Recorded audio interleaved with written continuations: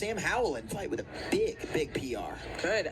You know, I was mentioning with Phil earlier that when they have those PRs, you expect them to go right under it again, and PR again, and PR again. But maybe when they just PR'd, maybe it's time to taper off a little bit. Sometimes it just kind of depends on how their body is feeling and what type of headspace that they're in.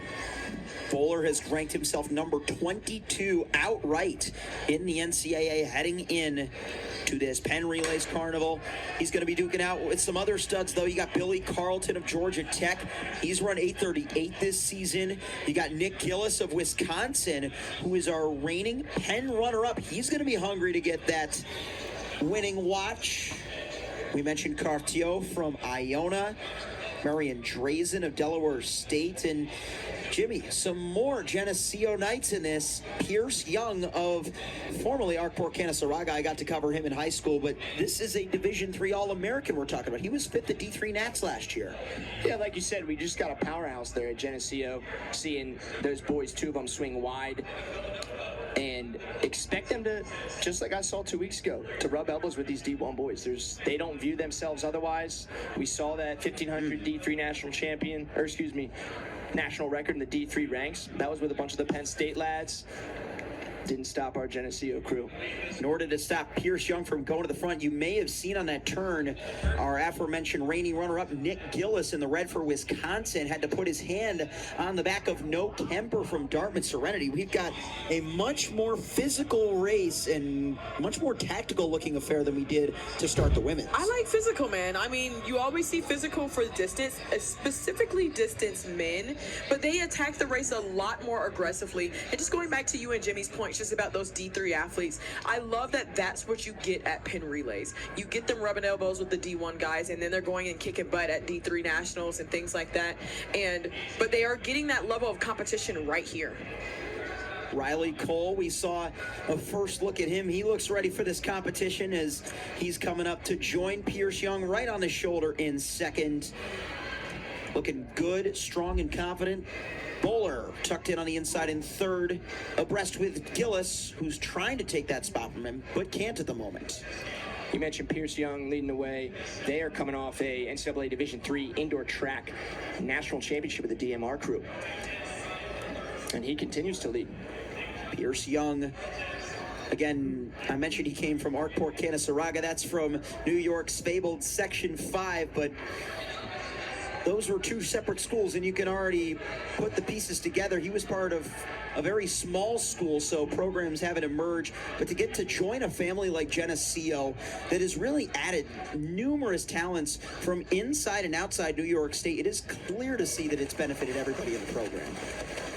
Yeah, it's a culture thing you got to build.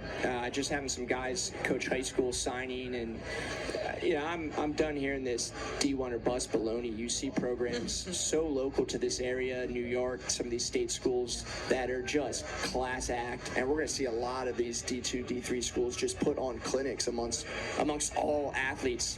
It's a farce, and I love seeing a program like SUNY Geneseo do what they're doing. Moving up is Carlton now, just over Pierce Young as Riley Cole takes the lead. Bowler looks ready to respond to a lot of the moves. You see the athlete in orange in third, Mr. Brian Bowler, who grew up at the Del Barton School in New Jersey. He's got a twin brother, Colin Bowler. Those two, some of the elite distance runners from the high school class of 2023. He's been in pretty good position for the majority of the race. Can he continue to judge it the proper? They came to the first K just outside of 3 minutes, so I'd imagine they're going to make something sub-9 if they stay together to kick. How will this pace affect their tactics? Yeah, and those other two Princeton Tigers we have in the field, that's showing a good sprint program. We got 3 of those guys in the top 40 in the East. Bowler not even leading the way, but rather his teammate Jackson Shorten, having ran 8:26 at Bryant Clay. So got a good steeple culture there at Princeton. And Serenity, you know what's amazing? At that Sam Howell Invitational, I mentioned that Brian Bowler won. He beat Jackson Shorten, but then Jackson comes later to Bryant Clay and destroys his PR down to 8:26, setting the Princeton school record record. So that bombshell, right? Any given moment, if you have the right race on the right day, you can go and light that clock on fire. Oh, absolutely. And I mean, and you've been seeing it today with all of the lead changes as they're coming around now. You don't really know who's about to take it out and who's about to separate themselves like we saw with the women. There is no Angelina Napoleon out there on the track right now because they are all still in it. There may be no Napoleon, but there are some ACC studs. We talked about Billy Carlton of Georgia Tech at ACCs last year. He was unfortunately a do-not finisher.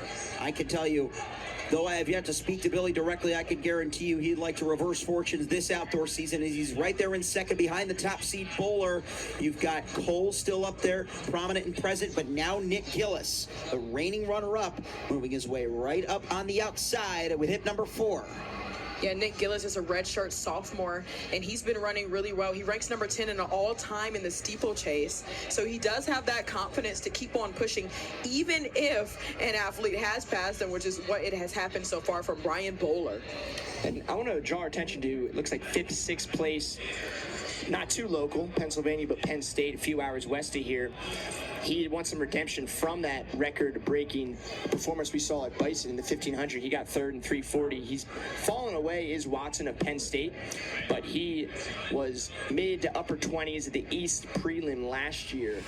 So you know that he wants to continue to further his season. We'll see how he can do as he tries to close the gap in 7th place right now from Penn State is Watson. I did see Ryan Watson on some of our championship relay entries throughout the weekend, so even if things don't go to plan here, there's definitely going to be some opportunity. We even saw his teammate Nick Slough win the championship 1500. Gillis is into the front for Wisconsin. I know the Badgers would like a tone setter here as Bowler, once again, that responsiveness. In this final K, they picked it up between K1 and 2 down to around 2:55 on the second kilometer. So Bowler needs to stay present and accounted for with a whole lot of competition still in it. And as you say that, Carson, he takes the lead, or at least goes shoulder to shoulder, doesn't quite take the lead. Is he going to take There he goes. He does. That's so critical, athleticism. That responsiveness you're talking about, we're seeing it so executed well by Bowler. He's always going to put himself in a position and strike when he needs to. And I like the responsiveness, but I also like the fact that he knows that he's running his own race. To me, it looks a bit like Nick Gillis is running Bowler's race, and he's running off of him. And that can get a bit dangerous, especially if you're not ready to kick yet, and Bowler might go.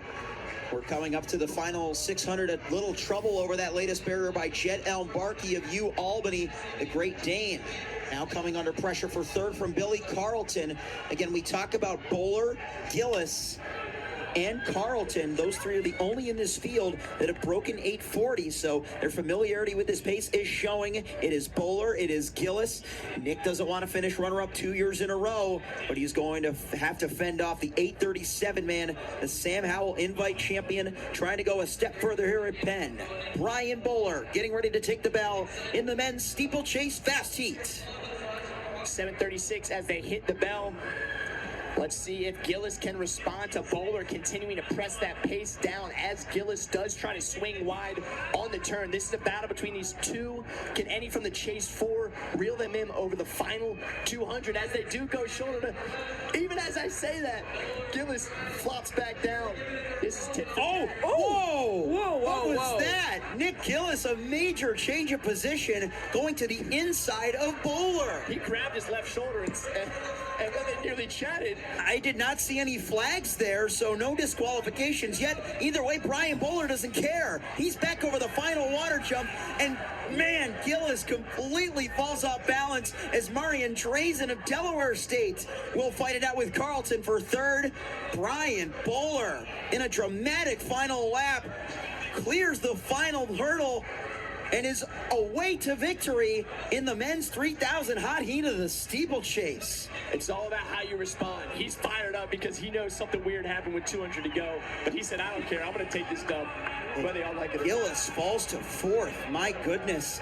Carlton rallies for second.